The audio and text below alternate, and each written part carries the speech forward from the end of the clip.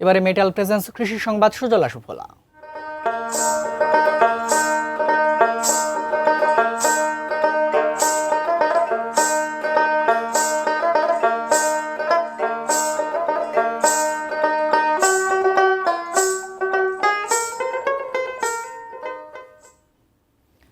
সাতক্ষীরায় পটলের বাম্পার ফলনে বাজারে ভালো দাম পাচ্ছেন চাষিরা।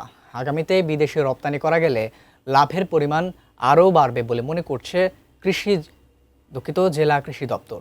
সাতক্ষীরা প্রতিনিধি এম জিল্লুর রহমানের তথ্য ও ছবিতে ডেস্ক রিপোর্ট। গ্রীষ্মকালীন জনপ্রিয় সবজি পটল সাতক্ষীরা জেলায় বরাবরই যার ফলন হয় বেশ। এবার এ জেলায় 550 হেক্টর জমিতে পটলের চাষ হয়েছে। কৃষকদের ভাষায় অতীতের তুলনায় এবছর দাম আর ফলন দুটোই ভালো।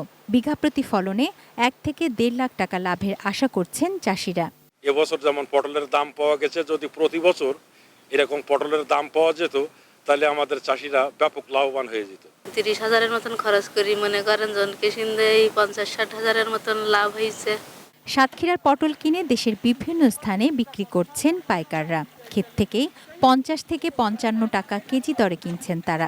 এখন তো মনে করেন তেলের দামই তো মনে করেন বেশি নাই, যার কারণে পরিবহন আলাদাও টাকা বেশি নাই, এটা খরচটা বেশি পড়ে। খুলনা, যশোর, ঢাকা, ফেনী, চৌমনি এগুলো আমরা মার্কেটে তুলি আমরা প্রচুর পরিমাণে এবং লাভবান হই।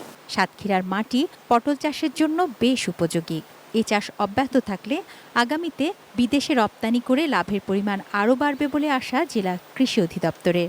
আমাদের কৃষকরা এই পটল চাষ করে সমৃদ্ধি আনুক, সেই সাথে যদি এটা বিদেশে রপ্তানি করা যায় তাহলে এটা আরও এই এলাকায় পটল চাষ বেগবান হবে ইনশাআল্লাহ।